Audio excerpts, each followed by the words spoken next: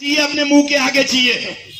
ऐसे हालात में यदि आपका उत्पीड़न और शोषण होता है, मैं इस महासभा के माध्यम से, इस महापंचायत के माध्यम से आप लोगों से कहना चाहता हूं, यदि ऐसे ही अपनी दुकानों में गद्दियों में बैठे रहे तो एक दिन वो गद्दी में बैठने लायक नहीं रहोगे और ये सरकार तुम्हारा जीना हराम कर देगी। और ये मैं आपको बता रहा हूं कि फिर आपका पूरा सिस्टम, दुकान तो आप बैठोगे, दुकान खोलोगे भी आप, लेकिन सारा उसका जो हिसाब किताब होगा वो सरकार के पास होगा, आपके पास नहीं होगा। अभी पॉलिथीन की बात हो रही है। परसों जब हम नगर निगम में गए तो वहां जो ऑफिस बन रहा था, उसका कार्य हो रहा था, उसका बहुत सा सामान पन्नी में लपेट के आया होगा, तो वही पन्नी वहां पड़ी हुई थी।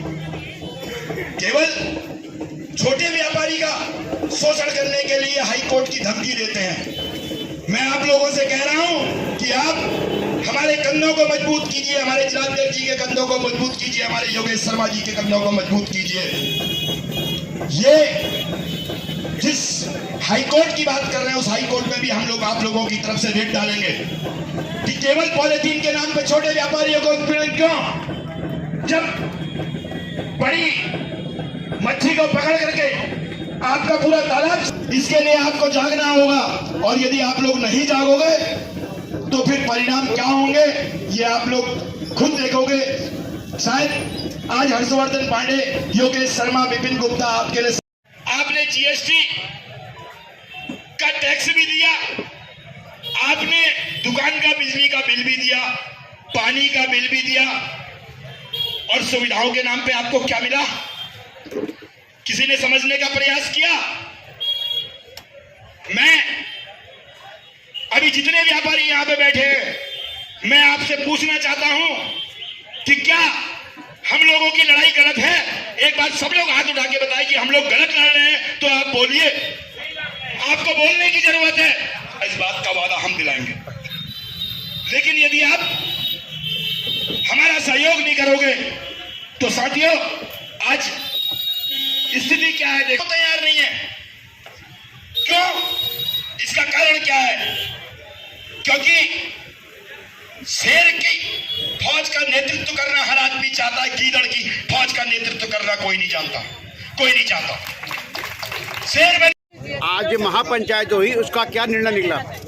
महापंचायत में हमने केवल अपने व्यापारियों को जागृत करना था, उसके लिए महापंचायत थी। और जो निर्णय की बात है वो हम कल 4 तारीख को देहरादून में हमारे पूरे नैनीताल और उत्तराखंड के जो संगठनात्मक रूप से 19 जिले हैं, उनके जिलाध्यक्ष, जिला महामंत्री और जो हमारी प्रदेश कार्यकारिणी है, उनके साथ बैठक होगी। और उसी के साथ हम लोग अपने वित्त मंत्री जी से भी मिलेंगे और मुख्यमंत्री जी से भी मिलेंगे। उसके बाद जो निर्णय आएगा वो हम सभी अपने व्यापारियों को बताएंगे। उस आधार पे हम लोग संघर्ष की लाइन तैयार करें। यदि देहरादून जाने के बाद भी कोई आपका निष्कर्ष नहीं निकलता है, उत्पीड़न बंद नहीं होता, तो अगला कदम आपका क्या होगा? वो जो हमारा प्रदेश नेतृत्व फैसला करेगा उसके करेंगे हम।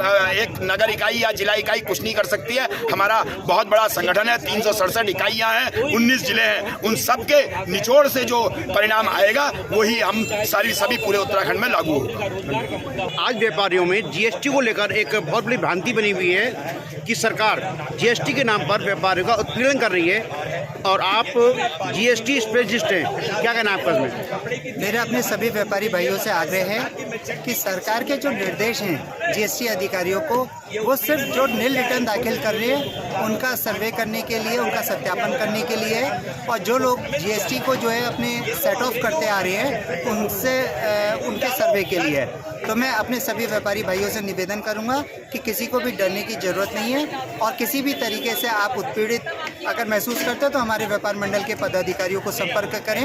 आपसे जो जरूरी जानकारी है, अगर आप नील रिटर्न दाखिल कर रहे हैं तो आप उन्हें बताइए कि आपका क्या कारण है आपका नील रिटर्न दाखिल करने के लिए। और अगर आपके पास आपके लेजर में बैलेंस है तो आप जो है अपना आईटीसी को सेट ऑफ कर सकते हैं, और आपको उसको कैश में डिपॉजिट कराने की कोई आवश्यकता नहीं है। वही बात की जाए, आज पूरे वर्ल्ड में पर्यावरण को लेकर एक मुहिम चलाई गई है, जिसके चलते हरियाली बढ़ाओ, प्रदूषण कम करो, पॉलीथीन का इस्तेमाल ना करो। इसी के मुताबिक भारत सरकार भी काम कर रही है, लेकिन आज व्यापारियों का विरोध क्यों है? हमारे व्यापारियों का कोई भी विरोध जो है पर्यावरण के लिए नहीं है। पन्नियों को लेकर है। व्यापार मंडल का जो है हमेशा से ही जो है पर्यावरण में सहयोग रहता है। हम लोग प्लांटेशन प्रोग्राम भी चलाते हैं और जहाँ कहीं भी अगर जंगल के कटाव होता है हम उसके भी खिलाफ आवाज़ उठाते हैं। लेकिन हमारा सरकार से ये एक मांग है कि जो है इसमें भेदभाव क्यों है। जो नीति आपकी अगर प्लास्टिक के विरुद्ध है तो वो बड़े उद्योगपतियों से लेकर और छोटे व्यापारियों तक सबके लिए एक ही नीति होनी चाहिए। आप बड़े उद्योगपति के लिए जो है बायोडिग्रेडेबल वेस्ट के नाम पे आप उनको छूट देते चले जाते हैं और वही छोटे व्यापारियों का उत्पीड़न करते हैं। तो ये सब पक्षपातपूर्ण रवैया जो है उसको बंद करा जाए। फैक्ट्री से जहाँ उत्पादन है वहीं से रोक लगाई जाए, वहीं पे सख्ती करी जाए। जब मार्केट में माल ही नहीं आएगा, प्लास्टिक नहीं आएगी, नॉन वूवन बैग्स नहीं आएंगे तो किसी भी तरीके से उसको जो है व्यापारी आगे नहीं दे पाएगा।